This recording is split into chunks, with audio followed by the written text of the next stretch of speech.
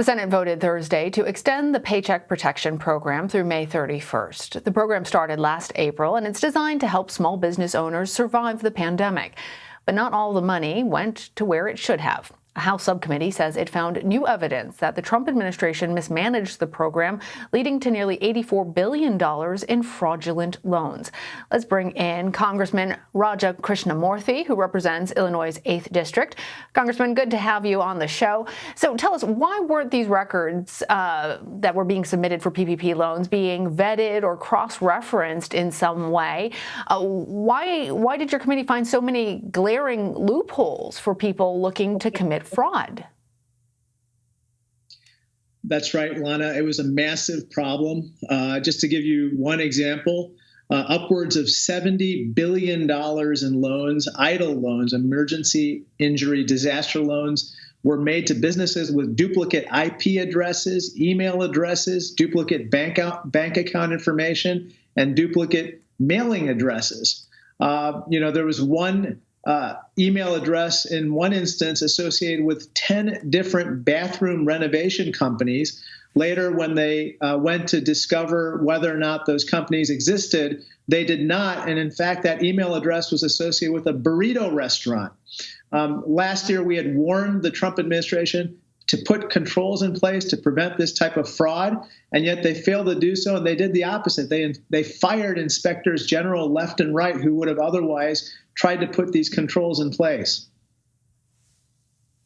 Well, we want to see these small businesses actually getting the help that they need. But what is being done to reduce fraud and ensure that this relief actually is going to those small business owners who are desperate to stay afloat? That's right, Lana. The PPP and the EIDL programs were set up to provide vital assistance to small business people. I was a small business person in the last Great Recession, and I had a hard time getting any assistance from banks and lending institutions, so we tried to make it different this time. Now, going forward, we have to root out the fraud, so we provided additional resources within the American Rescue Plan to allow inspectors general as well as the Department of Justice to criminally go after these fraudsters. And we need to put in controls to prevent this from happening again as well. Well, Congressman, the Justice Department has, at this point, seized $626 million as a result of these fraud investigations. But I was interested to find out that that's actually less than 1% of the nearly $84 billion that have been flagged as potential fraud. How much of that potential fraud do you ultimately think the Justice Department will be able to recover? We have no choice but to go after most of it. And right now, we have a small start. By the way, there have been 1 million referrals now to the DOJ and inspectors general to go after potential fraudsters. 150,000 people have called into the hotline that would otherwise be used to tip the government off to fraud. So there are a lot of leads to pursue. And that's why the inspectors general have to be empowered, as well as others need to be empowered within the agencies to go after this fraud. It's really disturbing, Lana, when I asked the question on Thursday of the inspector general whether he could rule out that there was collusion between loan applicants and Trump insiders or SBA insiders, and he could not rule it out, nor could he rule out that loans went to foreigners, children, or even dead people. And so this is a big problem that has to be addressed right now. In addition to the PPP that you've been working on, I want to talk to you about the Baby Food Safety Act. I think there's a lot of parents who care about this, and it's on your agenda. You introduced the bill after congressional investigators found ingredients in many baby foods are contaminated with things like arsenic. Do you have bipartisan support, and how is your bill's chances of passage looking now?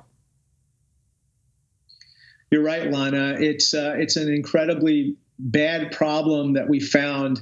I actually think that this bill has a very good chance of passage. Basically, what we found is two things. One, that there's dangerous levels of toxic heavy metals such as arsenic, lead, cadmium, and mercury in baby foods. And secondly, the FDA is not regulating the space properly.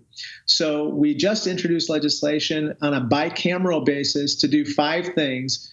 First, to mandate acceptable levels of these metals in baby food until we can get it down to 0. Secondly, to mandate companies test finished products, not just the ingredients. Third, to disclose the testing results every 6 months. Fourth, to fund a campaign to educate parents who are so worried about the current situation and what to do.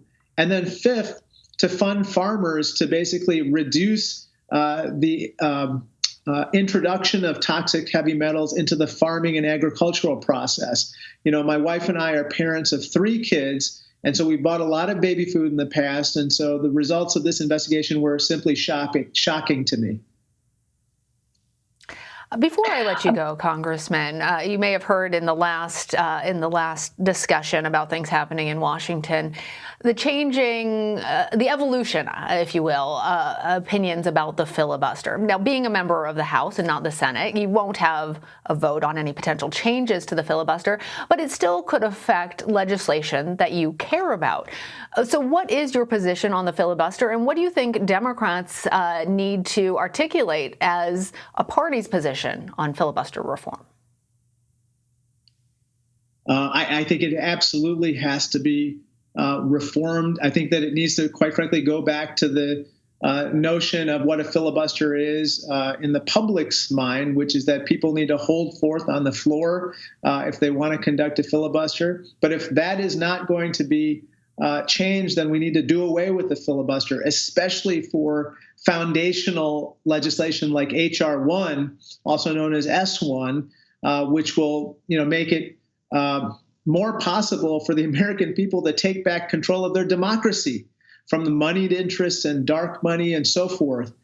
So this is the stakes could not be higher. And I think at this point, we really have to figure out whether we should do away with the filibuster. And I absolutely think that legislation such as H.R. 1, as well as other legislation, need to get a vote in the Senate. Representative Raja Krishnamoorthi, thank you. Thank you so much, Lana.